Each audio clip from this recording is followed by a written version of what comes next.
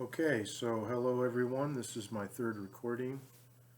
Uh, this one I am calling The Calling.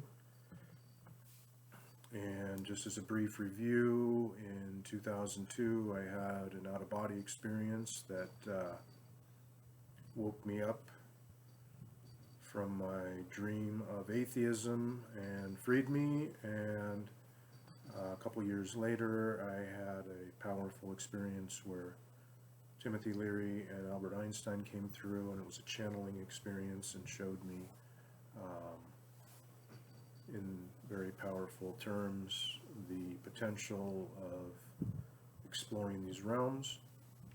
And so this experience that I want to describe now happened in 2006, August of 2006, and so this was a couple years after the Einstein Leary experience and about 4 years after my opening.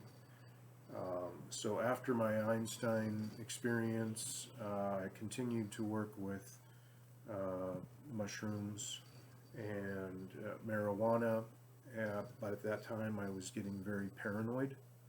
A lot of fear was coming up. I see that as a reflection of what I experienced in my very first mushroom experience, which if you haven't seen that video, check that out. That'll give you a lot of context about how my life changed at that time and unfolded, and explain more about what's going on here. So I strongly recommend that you watch the previous two as they're done sequentially in order, chronologically. But in that first mushroom experience, I experienced a very hellish scenario, and so this continued, and so I was getting very paranoid. And of course, when you're on mushrooms, there's no way out. You're in for 5 or 6 hours, and I would find myself getting in very fearful places and no way out. And it was very scary stuff, and yet I wanted to go back to these realms because I just couldn't go back to atheism. And if I wanted to view my paranoid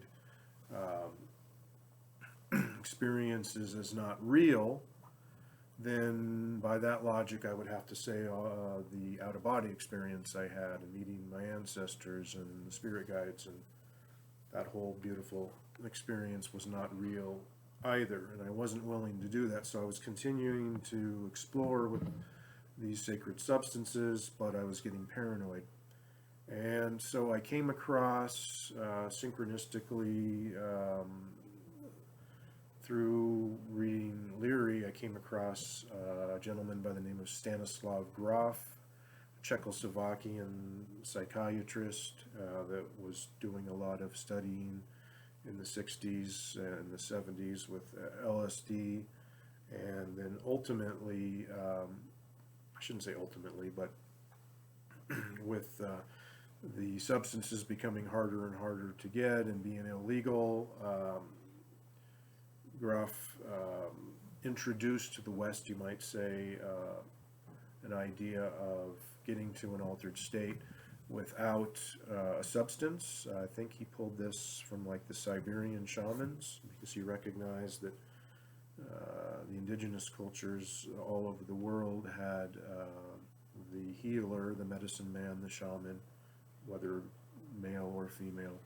And this was universal regardless of if the particular group of people lived in an area where there were not naturally occurring psychoactive substances. And in some of these cultures, I believe, again, I could be mistaken, but I believe it was Siberia, where the shamans would enter into an altered state through the breath. And so I was attracted to the idea of entering into this state with the breath, because if it got too scary, I could just slow my breath down, cross my arms, and I would be taken back to my regular state of consciousness. And so I found that very appealing.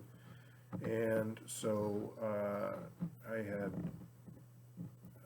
experienced holotropic breath work, had a powerful experience, and decided I wanted to be trained in this. And so at this time in 2006, I was about halfway through my training. It's requires, at least at the time, it required 7 week-long or 6-day, I believe, modules, as they're called, to get your certification to be recognized as a holotropic practitioner, and that was what I was doing. And this particular module that I was attending was in Taos, New Mexico. Again, it was in August of 2006, and I was a little more than halfway through my training, and went up to Taos, my first time into New Mexico, and I was really drawn to the area, and both Santa Fe, but especially Taos. It just really called to me. It really had a good feel. And so we checked into this retreat, and for the purpose of continuing our training, which always included having holotropic experiences, and at least 2 during the 6 days. A lot of it was informational, directly from Stan Groff and his assistants, you might say, other people that are high up in the community. And then there would always be, 2 breathwork sessions, and then you would be paired up with somebody, and you'd be sitting for the other 2. So I had booked a room. You could stay in a dormitory style, or you could stay in a shared room. There were several options, and I chose a shared room. And this is where I met a dear friend of mine named Joseph, and he was my partner.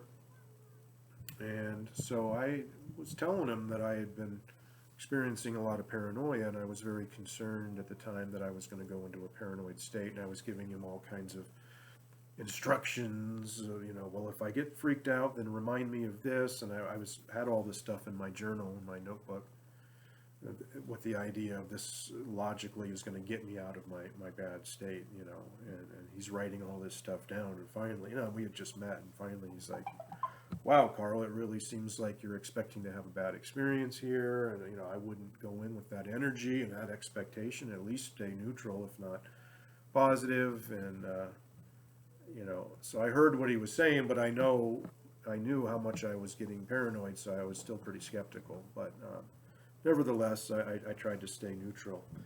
And so we're in this big room, like a reception hall, where we're having these breathwork sessions, and there's a lot of people. I think there must have been 50 people, and so you have one session of breath work where you're on the mat, you're lying in there, you're in this protected space, and you've got your sitter there holding your space, and offering you blankets and tissues, and guide you to the bathroom if you need, because you're going to go deep into an altered state. And the breath work is done in conjunction with this powerful driving music, tribal music, music that's not in any language that you would understand, because you don't want to be in your mental mind, interpreting the lyrics. So it's more of the rhythm, and it's the emotional content of the music that sort of drives the experience. So anyway, I'm on the mat, the music's starting, and I'm beginning with my holotropic breath work, which is just an amazing thing, but I won't get into that now. But it's a bit of a circular breathing, quasi-hyperventilation, and well, I guess I will get into it a little bit. It's ultimately, as you do this, you're literally releasing DMT from your pineal gland. So it's the same stuff that's active, in your sleep time. So it's creating this waking dream state, and this opening up the unconscious. Anyway, so I'm doing my breath, and I'm breathing into it, and I know that if it gets too scary, I can stop my breath and cross my arms, and I'll be back. So I'm feeling pretty empowered to go deep. The music's starting up, and I just start buzzing, like feeling immense energy, like voltage going through my system, and it's pretty intoxicating, and it's wow, and it's just, you feel it building and building, and then I started to just sort of do these spontaneous sort of movements, almost like a Tai Chi or something like that, and suddenly I feel in one of my hands this powerful, like instead of my whole body just buzzing, I'm feeling like the source of the energy. And the way that I would describe this is, if you can imagine with your eyes closed, you're lying in a lounge chair, you know, on a hot day, sunning, and you're real hot, and somebody has got a garden hose and they're blasting a stream of water. And you can imagine that you could hear the water, and you're kind of feeling around with it. And when you hit the stream, you feel the water hitting the palm of your hand. It was absolutely that powerful. Like, it was that undeniable. Like, oh, here's this stream, but it was energy, and it was going into the palm of my hand. And then I thought, oh, well, I'm gonna find that same spot with my right hand and tap into it and see it. But there was nothing here in my right hand. And as I stretched up and over, it was like I found another stream.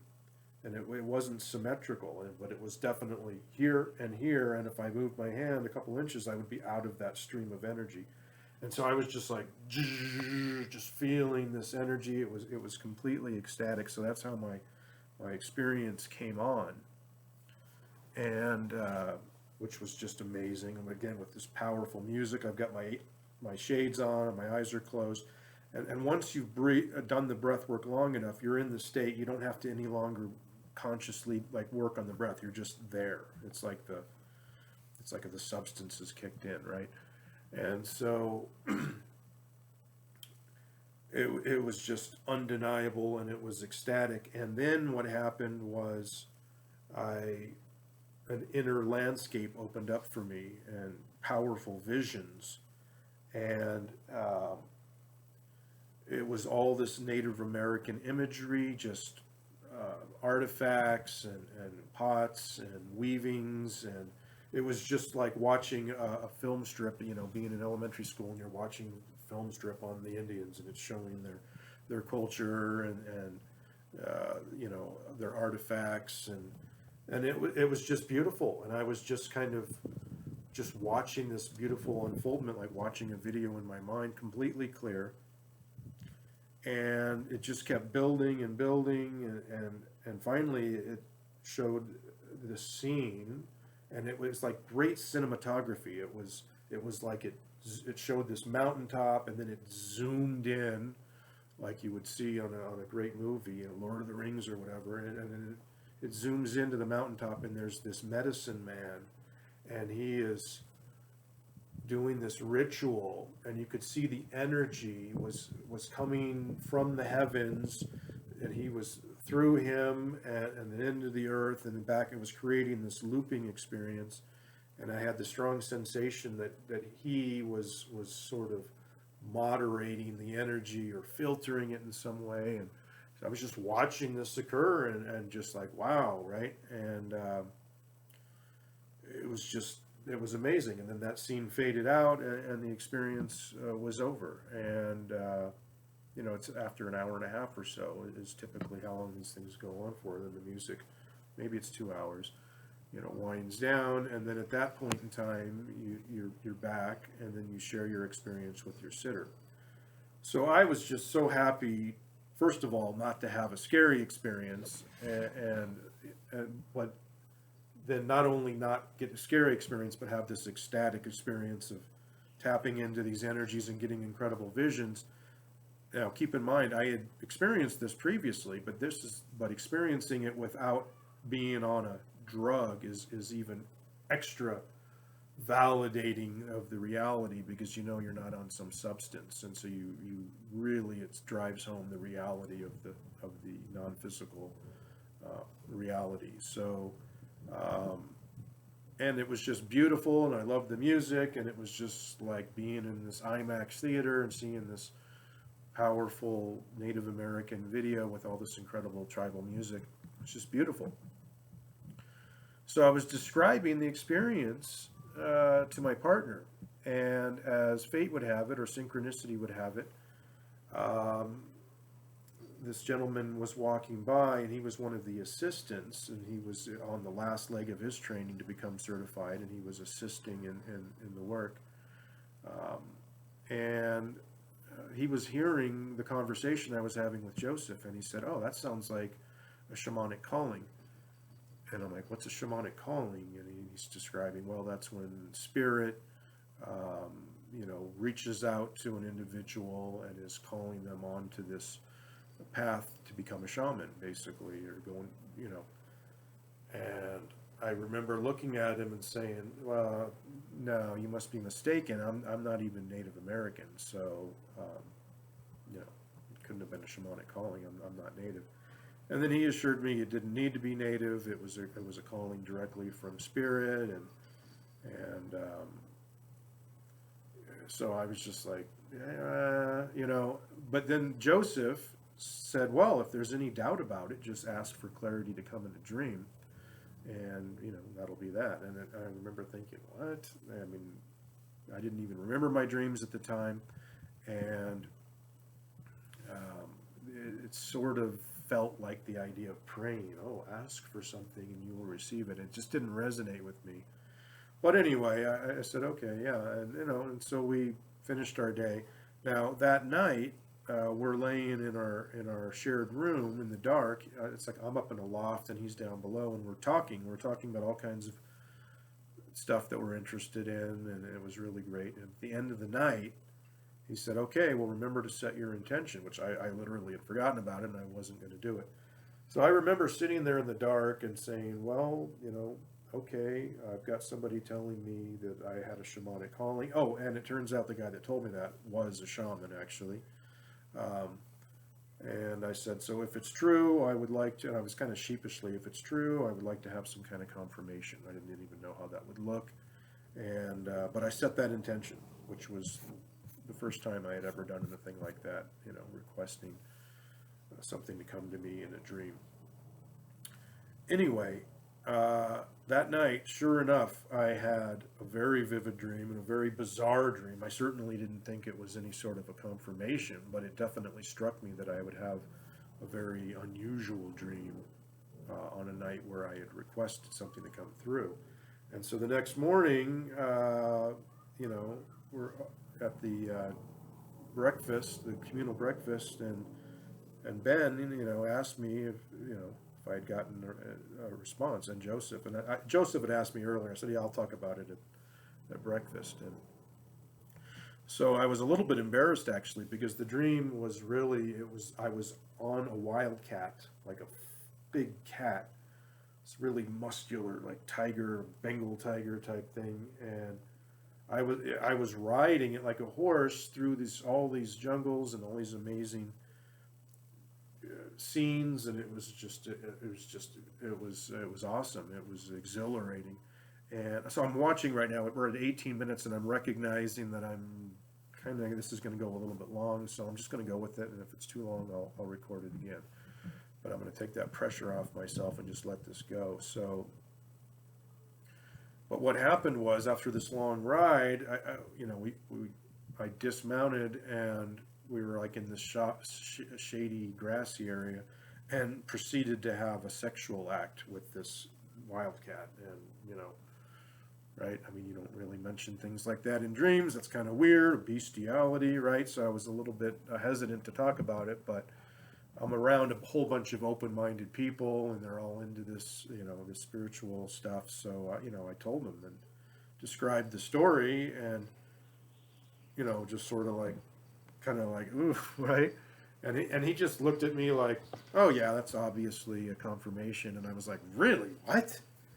And he said, "Yeah." He said that the cat represents a non-human interaction you had, an intimate interaction you had, and it's just, that's the spirit realm. That's a power animal. That's a spirit animal. It's a totem animal. It's just showing you that it's not your regular, other human in physical reality. It reflects a being from the non-physical reality, and the intimacy shows this connection. And that's an integration, and there's this potential to have relationship with the non-physical reality, and that's what it was showing you, which is why you have the shamanic calling. So, wow, once he said it like that, it made sense. And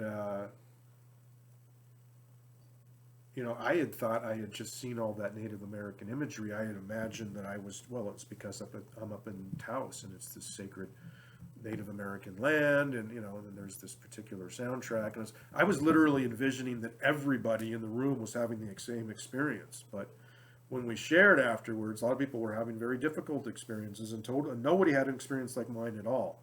So that actually came before the dream, of course, but that encouraged me that maybe this was authentic. And then with the dream, and then the shaman's interpretation of the dream, it seemed pretty clear that was what was going on. And anyway, I remember on the drive home from Taos, that was the moment. Sometime driving from Taos to Santa Fe, where I was going to fly home. That was when I decided, okay, I've experienced the non-physical reality. I know it's real. I know the spiritual reality is real. My channeling experience with Einstein and Leary showed me in no uncertain terms there is application for this. I can bring this through. I demonstrated it with the IQ test. And now I've got spirit literally telling me, come this way. And I made the decision at that point. That was when I finally made the full decision. Okay, I am all in. This is what I'm doing. And that's when I let my real estate license expire and sold most of our investment portfolio, and really dedicated my time, money, and energy into answering this call. And it's the shamanic calling. It's recognized cross-culturally, and it's spirit asking you to come. And it's the archetypal hero's journey, and it's described in the hero's journey.